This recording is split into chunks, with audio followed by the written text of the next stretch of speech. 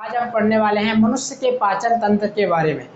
आज हम सीखेंगे कि हम लोगों का भोजन का पाचन कैसे होता है और हमारे शरीर के अंदर वो कौन कौन से अंग हैं जो हमारे भोजन को पचाने में मदद करते हैं। चलिए स्टार्ट करते हैं। देखिए, सबसे पहले भोजन को हम लोग मुंह में डालते हैं तो पाचन वहीं से स्टार्ट हो जाता है, क्योंकि वहाँ पे दांत होता है जो भोजन को छोटे छोटे टुकड़ों में तोड़ देते हैं। और हमारे मुंह में 3 जोड़ा लाला ग्रंथि होता है जिससे लाल स्रावित होता है, वह भोजन को गीला और मुलायम कर देता है। अब यह भोजन गीला मुलायम हो जाता है और छोटे छोटे टुकड़ों में टूट जाता है, तो यह ग्रास नली से बहुत ही आसानी से अमाशय तक पहुंच जाता है। और जब यह भोजन अमाशय में पहुंचता है तो अमाशय बहुत अधिक मात्रा में हाइड्रोक्लोरिक अम्ल निकालता है, जिससे भोजन के साथ आने वाले कीटाणु नष्ट हो जाए और हमारा भोजन बहुत जल्दी पच जाए। भोजन को पचाने में वह हाइड्रोक्लोरिक अम्ल हेल्प करता है। आप कभी कभी देखे होंगे, जब ज़्यादा खाना खा लेते हैं तो हमारे पेट में जलन महसूस होने लगता है। ऐसा इसलिए होता है क्योंकि जब ज़्यादा खाना खाते हैं तो हमारे पेट को वह भोजन पचाना भी होता है, इस कारण से वह अधिक मात्रा में हाइड्रोक्लोरिक अम्ल को निकालता है, जिससे जलन महसूस होने लगता है। इसलिए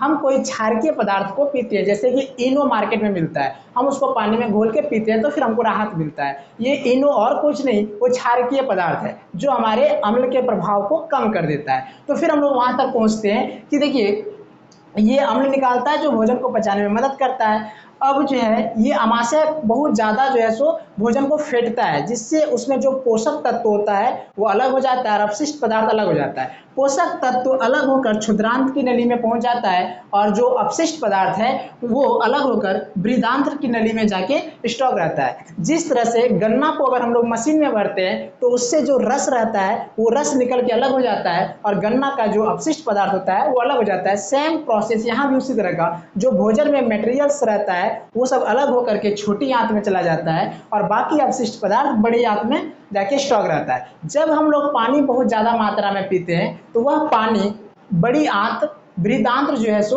अत्यधिक मात्रा में अवशोषित करके रखता है।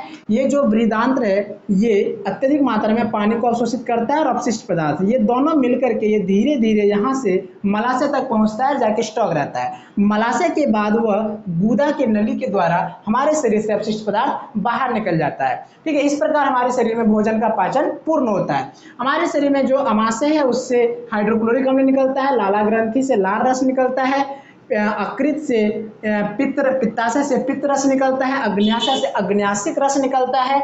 उसके बाद हमारे शरीर में जो छोटी आंत है ये सबसे लंबी आंत होती है, इसका लंबाई 7.5 मीटर होता है और ये बड़ी आंत जिसको बृहदांत्र कहते हैं इसकी लंबाई 1.5 मीटर होता है। हमारे शरीर के अंदर सबसे बड़ा जो ग्रंथि होता है वो है अकृत, लीवर जिसको इंग्लिश में बोलते हैं, और हमारे शरीर के अंदर सबसे छोटा जो ग्रंथि का नाम है वो है पिट्यूटरी ग्रंथि।